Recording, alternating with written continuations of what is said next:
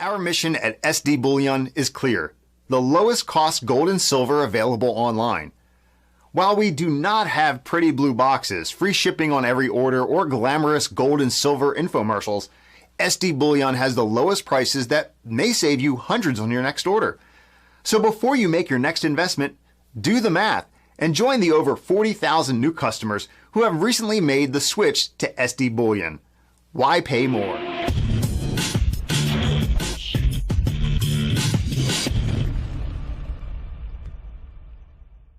Hey everyone, this is Elijah Johnson with SilverDoctors.com, and with us today is Danielle Martino Booth, the author of Fed Up, an insider's take on why the Federal Reserve is bad for America. Danielle is a former advisor for the Dallas former Fed President, Richard Fisher. Danielle, thank you so much for joining us today. Thank you for having me. All right. Well, I'd first like to discuss the premise of your book. Why is the Fed bad for America, and how did working at the Dallas Fed convince you of this? Well, I joined the Dallas Fed because I felt like I could really try and make a difference on the inside as the housing crisis was barreling down upon the economy. And I realized in the aftermath of the crisis, when the worst of the heat had come off, that there was this great opportunity to change this institution. And it was a matter of whistling past the graveyard. It was an opportunity that was completely squandered. And that really did upset me, given the amount of damage that the Fed has done to our economy over the years. Can you get, I guess, maybe more specific on why you think the Fed is bad for America? Sure. The Fed has effectively, through its policies, basically since Alan Greenspan has been in office, don't get me wrong, interest rates were obviously too high during the early 1980s. But the Federal Reserve has pursued a policy of keeping interest rates too low for too long, over and over again. And in doing so, it really has changed the complexion of our culture. We've become an economy that is driven by the creation of debt rather than investing today, saving today for tomorrow.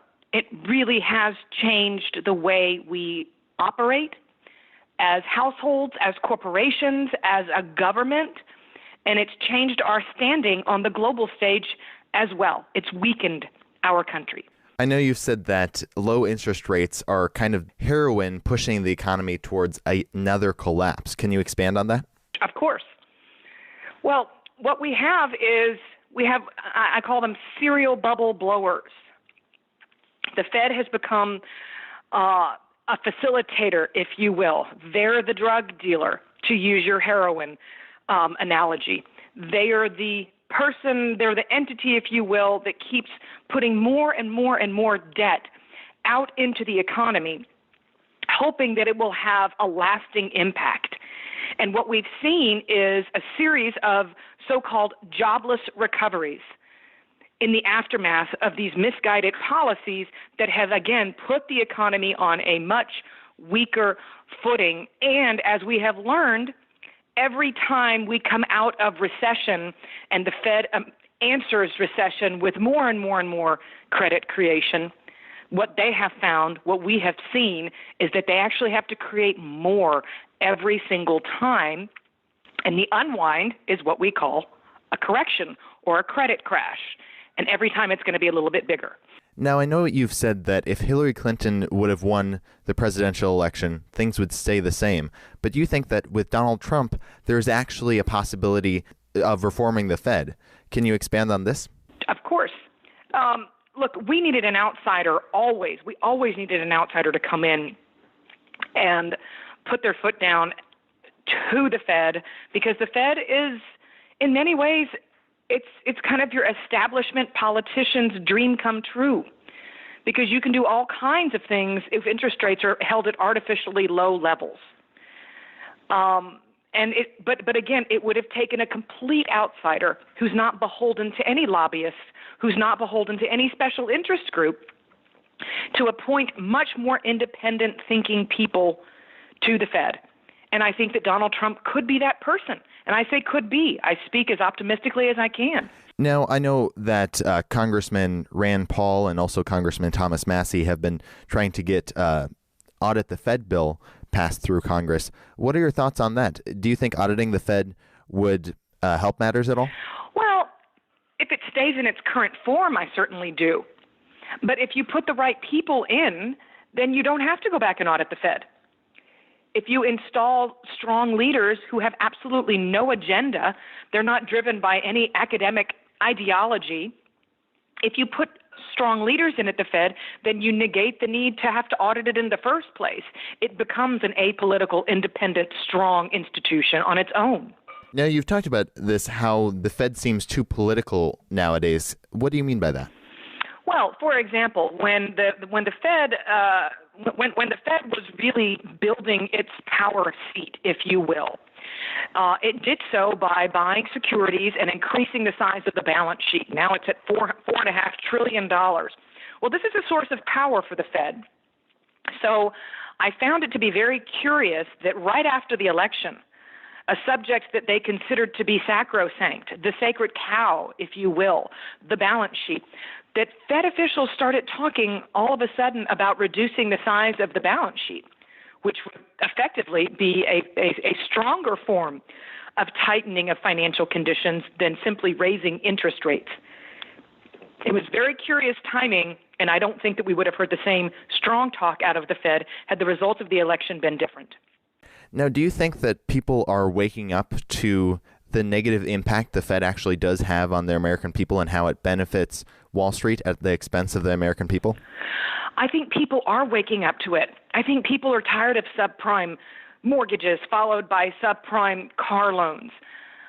I think that the average American, that's exactly why I wrote the book. I think the average American is angry because they feel like they're in some form of a debtor's prison. And it wasn't supposed to be like this. And they shouldn't have to encourage their mom to go buy junk bonds just to get yield. By the way, the junk bonds that Wall Street happens to be underwriting and making a mint on underwriting these deals one after another after another. But they shouldn't have to force their retired parents into investments that are utterly inappropriate simply because the Federal Reserve has kept interest rates too low for too long and you can't get a decent return on your cash. You should be able to convey to your children the miracle of compound interest, which you can't do if they take their hard-earned little pennies out of their piggy bank and put them into a Bank of America savings account. They're not going to earn anything. And people are waking up to this. They're starting to connect the dots. It's the reason I wrote the book in layman's terms. So for our viewers who are interested in, spreading the message about the Federal Reserve and exposing the truth, what is your perspective on good ways they can do that? Well, read, for one thing. I'm not trying to toot my own horn at all, but start off by reading the book.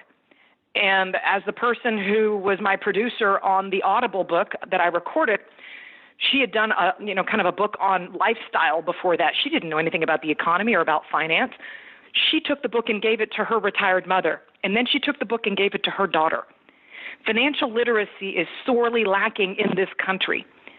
And we really do have to take it upon ourselves to educate ourselves about financial literacy, about the impact of low interest rates. If you don't do that, then you're not going to understand who you need to vote for every time an election comes up. But if you do understand it, then you make sure that whoever you're going to elect is going to ensure the independence and the rebuilding and the reformation of the Federal Reserve. Now, I wanted to get back to something you were saying earlier about how we just need to get the right people into the Federal Reserve. I know some people hold the view that the Federal Reserve, by its very nature, the very nature of a fiat or paper monetary system is flawed to begin with, and the solution would be to abolish the Fed and go back to a gold standard. What is your perspective on that? As much as I would love to feed that line of thinking, I simply can't. We need an independent and strong central bank. If we didn't have one, then the Chinese economy would rise up and eat us alive on the global stage. If there's one thing the financial crisis taught us the hard way, it's that we exist in a very interconnected global financial system, and you've got to have a strong body that safeguards the value of the U.S. dollar. I don't think it's practical to suggest that we have even the ability to go back on the gold standard. I don't think that the level of global coordination exists today But that being said, I do think that the Federal Reserve should go back to what it was originally created to do, and that's to make sure that inflation is kept in check. Truly measured inflation, not what they define it to be, but what you and I see every single day when we buy this or that or pay the rent or the health insurance bill or buy that gallon of milk. True inflation. When you say that the Chinese economy would just take over if we went onto a gold standard, is your point there that they would have the advantage of a fiat monetary system and America wouldn't if we went back onto a gold standard? Why exactly do you think that? Well, what I'm trying to say is if we were to go back on a gold standard, the world would effectively have to go back onto a gold standard. And it would probably crash our economy, but by the same token, it would give rise to an alternative reserve currency, which we certainly would not want. It's just not a practical thing to do. There's really not enough of it out there. And again, with all due deference to people who adhere to the gold standard, do I think that we need a lot more discipline, which is what's implied by a gold standard? Do I think that we need a lot more discipline in the way monies are deployed? Absolutely. That comes down to politicians. All right. Danielle Dimartino Booth, thank you so much for your time today. Before we let you go, did you want to share with the viewers where they can get your book and any last thoughts you had? Sure. You can get it on Audible. You can download it onto your Kindle, onto your Barnes & Noble. And I do write a weekly newsletter. Go on to Dimartinobooth.com and sign up for that newsletter. I'd love to have you subscribe and follow me on Twitter as well, @Dimartino Booth. All right. Once again, thank you so much for your insights today. Thank you. I appreciate your time.